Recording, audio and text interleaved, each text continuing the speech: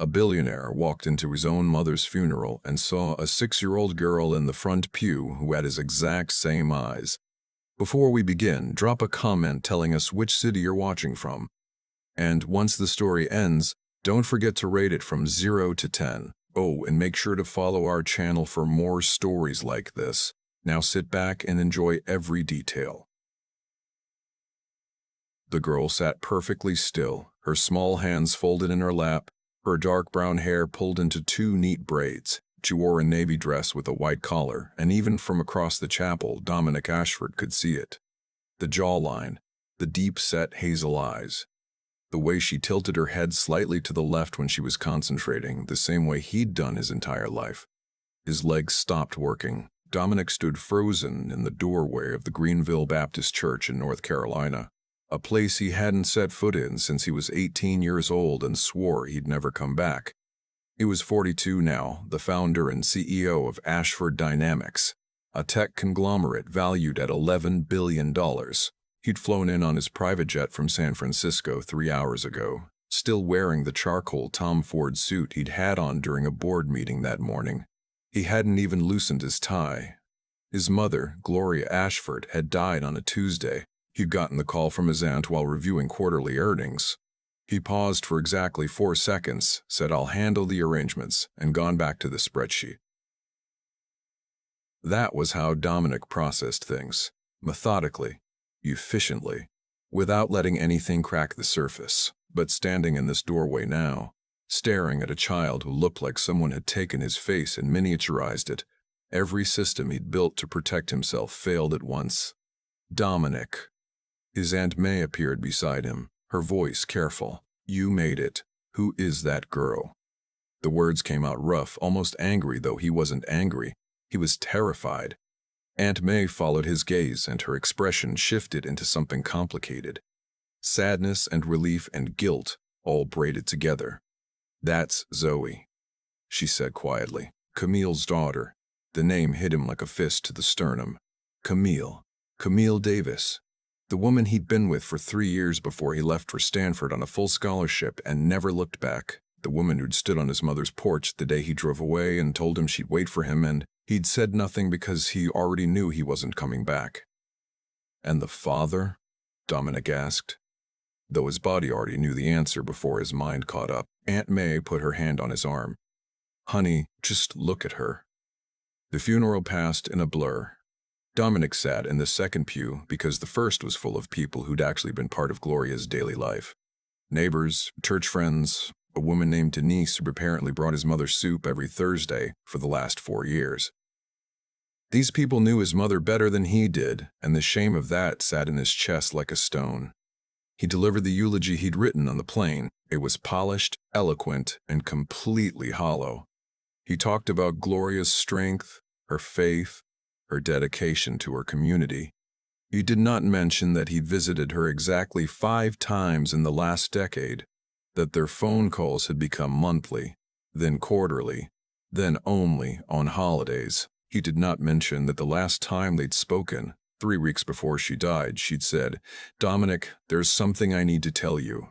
And he'd said, "Can it wait, Mama? I'm heading into a meeting."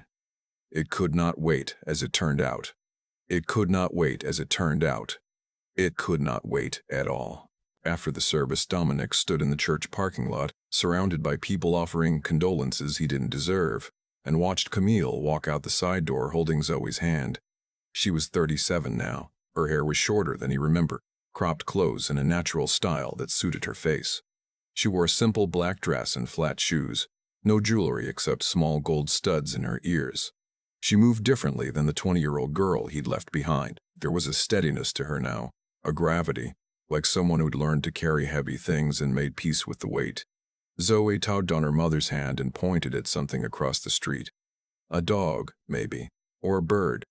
Something that delighted her. Camille bent down and listened to whatever the girl was saying with the kind of focused attention that Dominic had never given anyone in his life. He crossed the parking lot before he could talk himself out of it. Camille. She straightened and turned, and when their eyes met, Dominic saw it all. The recognition, the old wound, the walls going up. But she didn't flinch. She didn't look away. "Hello, Dominic." Her voice was calm. Not cold, just settled. Like she'd rehearsed this moment 1,000 times and finally stopped being afraid of it. Dominic's eyes dropped to Zoe, who was studying him with frank curiosity. Up close, the resemblance was staggering. She had his eyes exactly, the same shade of hazel that shifted between green and brown depending on the light. The same thick eyebrows. Even the dimple on her left cheek was his. How old is she? He asked, though he already knew. 6. The math was simple.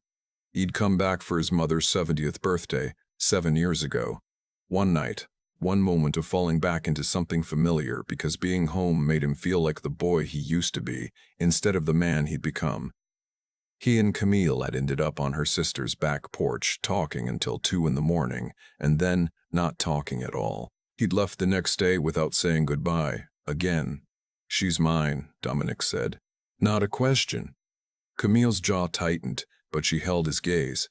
"Her name is Zoe Marie Davis. She's mine."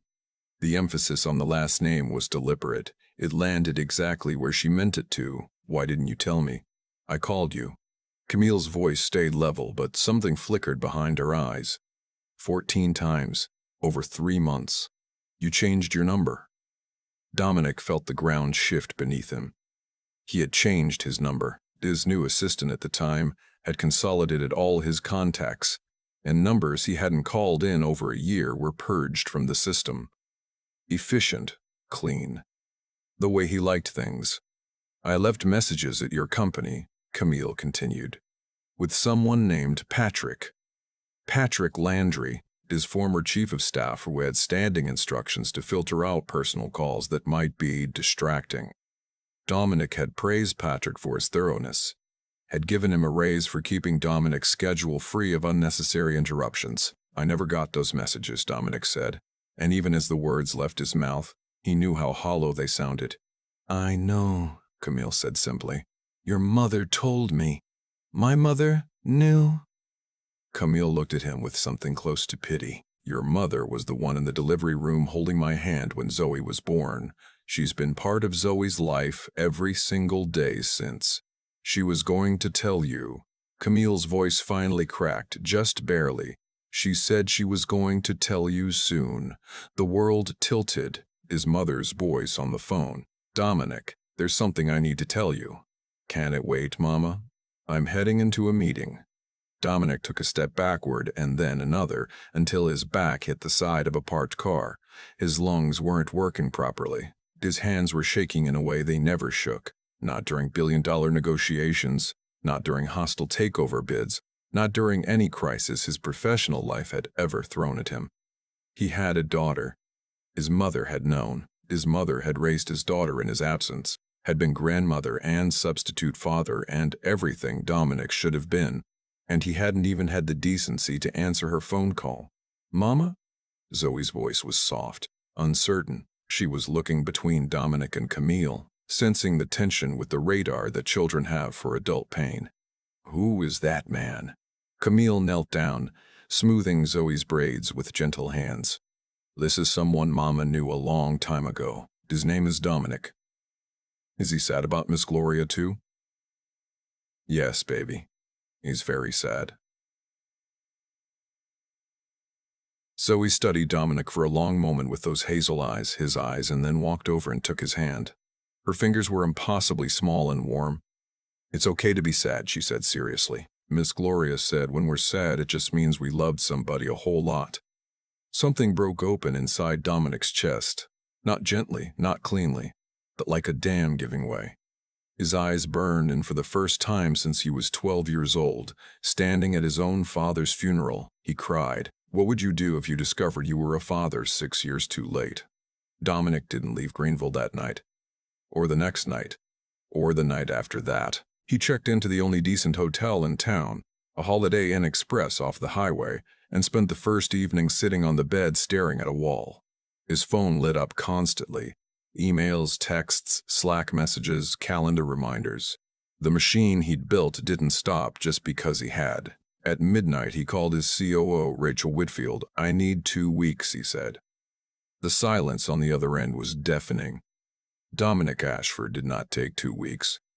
Dominic Ashford did not take 2 days. He'd once dialed into an earnings call from a hospital bed after an emergency appendectomy. "Is everything all right?" Rachel asked carefully. "No, but it will be." He paused. "I have a daughter, Rachel. She's 6 years old, and I just found out she exists." He heard Rachel exhale. "Take whatever time you need. I've got this." The next morning, Dominic drove to Camille's house. It was a small craftsman bungalow on Elm Street with a garden out front and a tire swing in the backyard. Paint peeling slightly on the porch railing. A welcome mat that said, "Come back with coffee." Wind chimes made from old spoons hanging by the front door. It was the most beautiful house he'd ever seen, and he owned a 12,000 square foot estate in Palo Alto. Camille opened the door before he could knock, arms crossed, expression guarded but not hostile. She wore jeans and a paint-stained sweatshirt with Davis designs printed on it. "She's at school," Camille said. "First grade. I know. I wanted to talk to you first." Camille studied him for a long moment, then stepped aside. "Coffee's on." Her kitchen was small, bright, cluttered with life. Zoe's drawings covered the refrigerator. A stack of library books sat on the counter. There was a chore chart on the wall with gold stars next to Zoe's name. In the corner, a drafting table was covered with design sketches. Logos, packaging, brand materials. "You're a designer," Dominic said. "Graphic design, freelance, mostly small businesses around here. It lets me work from home and be there when Zoe gets off the bus." Camille poured him coffee in a mug but read, "World's okayest mom. No pretense, no performance. Just a woman who built a life without him and wasn't ashamed of its modesty. Camille, I want to be part of her life." She set down her own mug and looked at him directly. "Part of her life? How?" "I don't know yet. I just know I can't walk away from this." "You've walked away before." "Twice." The words were matter-of-fact, not cruel, which somehow made them worse. "I know," Dominic said. "And I know that saying I've changed doesn't mean anything right now. I know I have to show you." "What does showing me look like? Because here's what I'm afraid of, Dominic." Camille leaned against the counter, and for the first time he saw the exhaustion behind her composure. "You're going to be wonderful. You're going to show up and be charming and generous, and she's going to fall in love with you the way everyone does. And then your phone's going to ring and there's going to be some emergency, some deal that can't wait, and you're going to get on that jet and fly back to your real life. And I'm going to be the one holding her when she cries and asks why Daddy left. That won't happen. You don't know that. You're right, I don't." Dominic put down his coffee. "But I'm not asking you to trust me. I'm asking you to let me try." Something shifted in Camille's expression. Not trust, not yet, but a crack in the wall. An opening. "You can pick her up from school today," she said, "if you want." At 2:45, Dominic stood outside Greenville Elementary in a $3,000 suit, feeling more nervous than he'd ever felt walking into a boardroom. When Zoe came through the doors, backpack bouncing, she spotted him immediately and stopped. "You're the sad man from the church," she said. "I am. Is it okay if I walk you home today? Your mom said it was all right." Zoe considered this with the gravity that 6-year-olds bring to important decisions.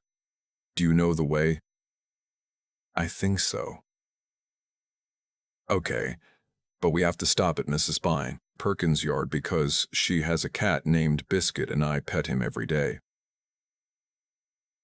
They walked 4 blocks to Camille's house, and in those 4 blocks, Dominic learned more about his daughter than he'd learned about most people in years. She liked dragons but not dinosaurs because dinosaurs were real and that made them less interesting. Her best friend was a girl named Jada who could do a cartwheel with no hands. She wanted to be a veterinarian or a mermaid, and she hadn't decided which yet because both had good benefits. When they reached the house, Zoe turned to him on the porch steps. "Are you going to come back tomorrow?" Dominic felt his throat tighten. "Do you want me to?" "Miss Gloria always picked me up on Tuesdays and Thursdays." Tuesdays were ice cream days. Zoe looked down at her shoes. "Nobody picks me up on Tuesdays anymore." "I'll be here Tuesday," Dominic said. He was there Tuesday, and Thursday, and every day the following week. He bought a modest rental in town because the Holiday Inn started feeling absurd. He learned Zoe's bedtime routine from Camille. He read stories and voices that made her laugh so hard she got the hiccups. He sat at the kitchen table helping with first-grade homework and discovered that simple addition felt profoundly important when his daughter's small hand covered his as she counted on his fingers. He also learned, slowly, how much he'd missed. Camille showed him a box she kept in the hall closet. Inside were 6 years of milestones carefully preserved. Zoe's hospital bracelet, her first shoes, impossibly tiny, a lock of hair from her first haircut, birthday cards from Gloria, photos of every Christmas, every Halloween costume, every gap-toothed grin and scraped knee and first day of school. His mother was in nearly every photo, holding Zoe as a newborn, teaching her to walk, sitting in a lawn chair at her t-ball games with a thermos of sweet tea and a cowbell. She was an incredible grandmother, Camille said quietly, watching Dominic turn the pages. She never let Zoe feel like anything was missing. But something was missing. Yes, Camille didn't soften it. You were. By the end of the second week, Dominic's phone had become a war zone. He'd been handling essential business remotely, but the cracks were widening. His inbox was a flood of urgent flags. His executive team was sending increasingly anxious messages.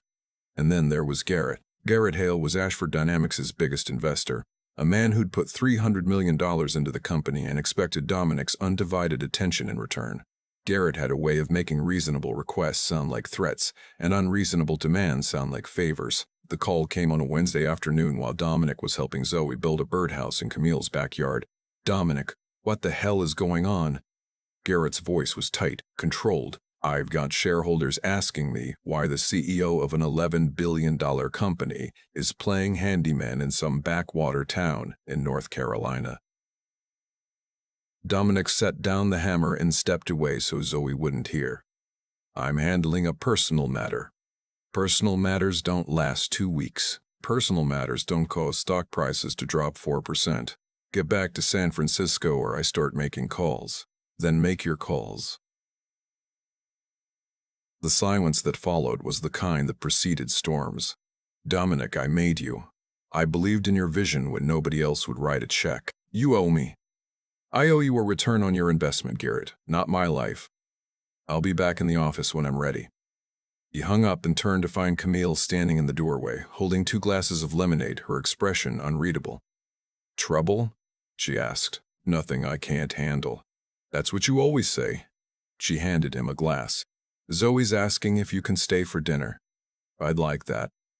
Over dinner, something shifted. Maybe it was the way Dominic listened when Zoe described every single thing that happened during art class, or the way he washed the dishes without being asked, or the way he sat on the back porch afterward and talked to Camille about things that had nothing to do with business, about his mother, about the years he'd lost, about the 12-year-old boy who'd watched his father work himself into an early grave and decided that the only way to survive was to never need anyone. "I built my whole life around not being vulnerable," he said quietly. "And then I walked into that church and saw her face and realized everything I'd built was just an elaborate way of being alone." Camille was quiet for a long time. The crickets filled the silence between them, and the porch light drew moths in lazy circles. "She asked me about her father once," Camille said finally. "Last year. I told her that her daddy lived far away and that he loved her very much, even though he didn't know about her yet. That was generous. It wasn't generous. It wasn't generous. It was the truth." Camille turned to look at him. "I was never angry that you didn't know, Dominic. I was angry that your life was set up so that nobody could reach you. You made yourself unreachable. That was a choice." He nodded because she was right and he was done making excuses. The crisis came 10 days later on a Saturday morning. Dominic had just made pancakes for the first time in his life. They were lopsided and slightly burnt, but Zoe declared them the best pancakes in the universe. And Camille laughed in a way that made his chest feel too full. Then his phone rang. Not Garrett this time. Rachel, his COO. His COO. "Dominic, we have a problem. A real one." Her voice had the quality of someone delivering news they wish they didn't have. Garrett went to the board. He's calling for a vote of no confidence. He's claiming you've abandoned your fiduciary duties, and he's got enough proxies to potentially remove you as CEO. The kitchen went quiet. Zoe was still eating her pancakes, humming softly. Camille was watching him over her coffee. When's the vote? Monday. He fast-tracked it. I'll handle it. Dominic, you need to be here, in person. If you don't show up Monday, he wins by default. Dominic ended the call and stood very still. The old machinery in his brain was already spinning. Flight times, talking points, board members who might swing his way if he called them tonight. He knew exactly what to do. He'd fought hostile actions before and won every time. All he had to do was leave. He looked at Zoe, who had syrup on her chin and was trying to balance a blueberry on her spoon. He looked at Camille, who was watching him with steady eyes, waiting. I have to tell you something, he said. He sat down at the table and explained the situation. All of it. Garrett's power play, the board vote, the stakes. He didn't minimize it or spin it. He gave her the truth. Camille listened without interrupting. When he finished, she set down her coffee. So go, she said. Dominic blinked. What? Go handle it. Fly to San Francisco, fight for your company, and come back. You're not going to ask me to choose? Camille shook her head, and when she spoke, her voice was steady but warm. That's not how this works, Dominic. I'm not going to set up some impossible test where you have to choose between your daughter and everything you built. That's not fair to you, and honestly, it's not realistic. She reached across the table and put her hand on his. I don't need you to burn down your life to prove you love her. I need you to handle your responsibilities and still come back. That's what a real partner does. That's what a real father does. Dominic stared at her and in that moment understood something fundamental about the difference between grand gestures and actual love.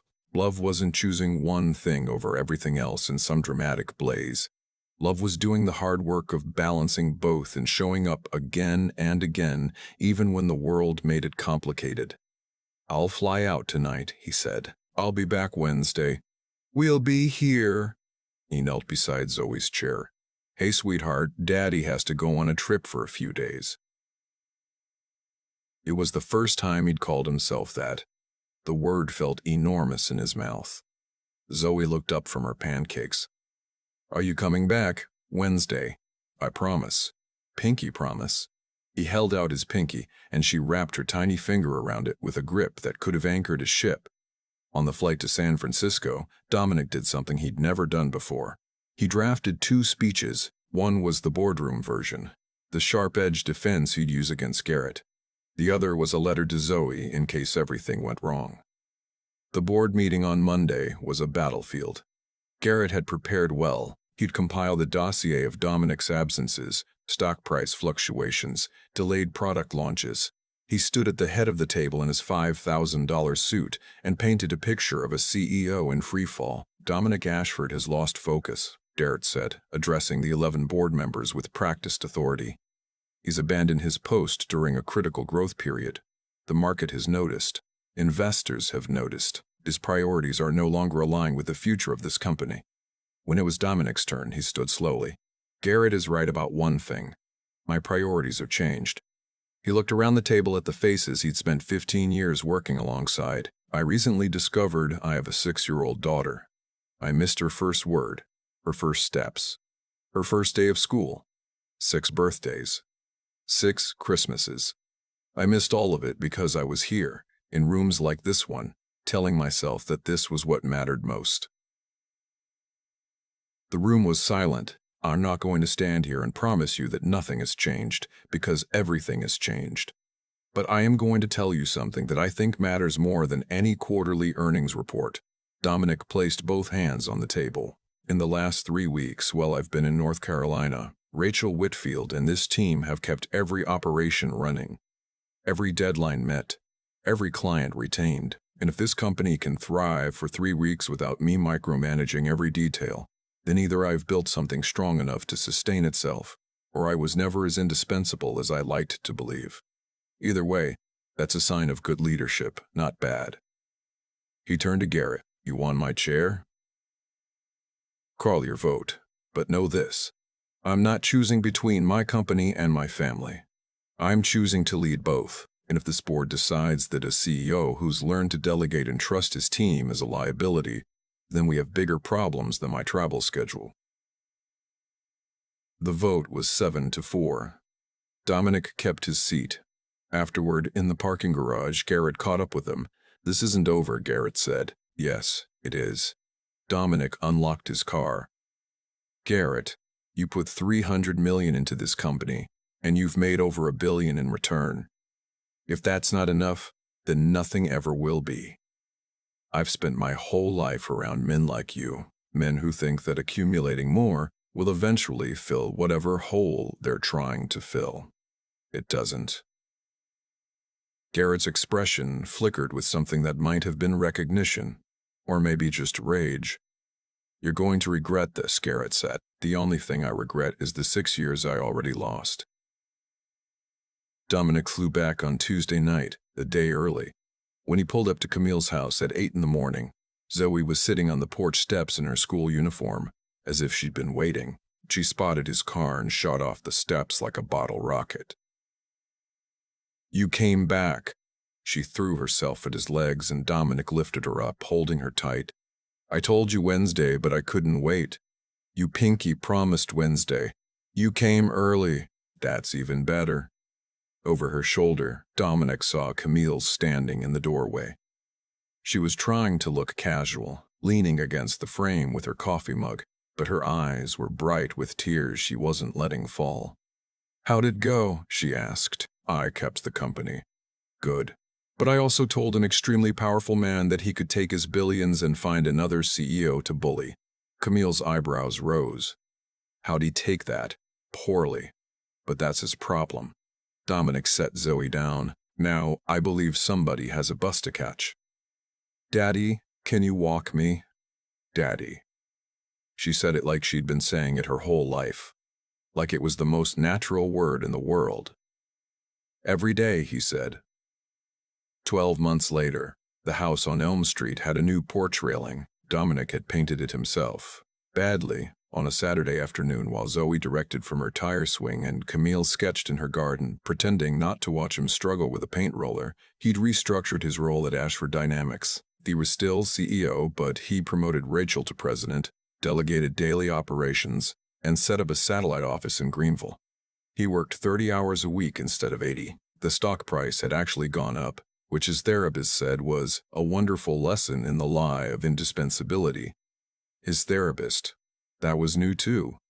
Camille had suggested it gently after the 4th time Dominic woke up at 3 in the morning and went straight to his laptop out of pure habit. "You can't undo 40 years of workaholism with willpower alone," she'd said. She was right. She was almost always right. And Dominic had learned to find that reassuring instead of threatening. They'd taken things slowly, he and Camille. No grand reconciliation, no sweeping romantic gestures, just dinners together, walks to school, long conversations on the porch after Zoe went to bed. Dominic learning to be present in a way that felt less like performance and more like breathing. The proposal happened on a Tuesday because Tuesdays were still ice cream days. They were at Scoops, the shop on Main Street where Gloria used to take Zoe.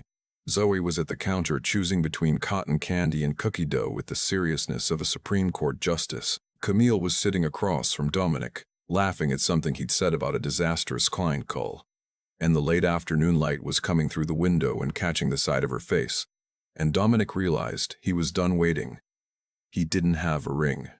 He didn't have a speech. He just had the truth. "Marry me," he said. Camille's laugh faded. She searched his face and Dominic let her see everything. The fear, the certainty, the love that had been there since he was 19 years old and too stupid to recognize it as the most valuable thing he'd ever have. "I'm not asking because I feel guilty," he said. "I'm not asking because it's the right thing to do. I'm asking because every morning I wake up and the first thing I want to do is hear your voice. And every night, the last thing I want to see is you falling asleep on the couch with a book on your chest, and I don't want to live a single day without that." Camille's eyes filled. "You don't have a ring?" "I'll get you one tomorrow." "I don't need a ring, Dominic." I know, but you deserve one. You deserve everything I should have given you a long time ago. Mama! Zoe appeared at the table, ice cream already dripping down her cone. Cookie dough was the right choice. Baby, Camille said, her voice thick. How would you feel if Daddy lived with us all the time? Zoe looked at Dominic, then at Camille, then back at Dominic. Would he make pancakes?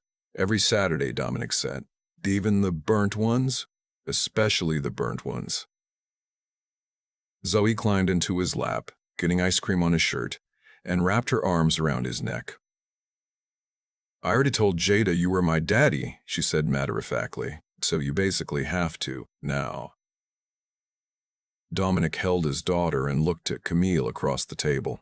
She was crying and laughing at the same time, and she was the most beautiful thing in any world he'd ever lived in. Is that a yes? He asked. That's a yes. They got married in Camille's backyard on a Sunday in October, with 30 people and a cake that Zoe helped decorate with approximately 9 pounds of sprinkles. Dominic's brother flew in from Denver. Camille's sister did her hair. Zoe was the flower girl and took the responsibility so seriously that she placed each petal individually, turning a 30-second walk into a 4-minute ceremony of precision. During the reception, Dominic found himself standing alone for a moment by the tire swing, looking at the house and the people in it and the impossible, ordinary, miraculous life he'd almost missed entirely. His phone buzzed. A text from Garrett Hale. Heard you got married. Congratulations. I was wrong about you. Dominic stared at the message for a long time, then put his phone away and walked back to his family. 2 years later, Dominic stood at the kitchen counter of their house on Elm Street, packing Zoe's lunch for 3rd grade, turkey sandwich, apple slices, a note that said, "You're going to crush that spelling test," with a drawing of a dragon because Zoe still loved dragons.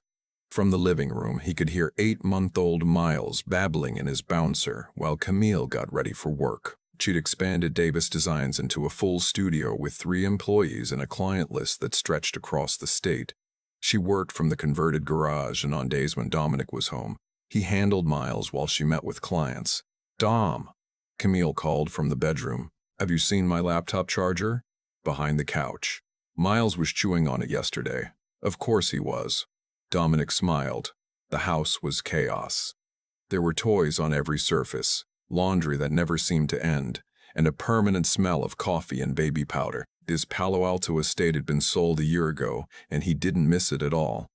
Zoe bounded into the kitchen in her school uniform, her braids swinging. At 8, she was already showing signs of the woman she'd become. Sharp, funny, kind in a way that seemed innate rather than taught. Daddy, can I ask you something? Always. Were you always my daddy, even before you knew about me?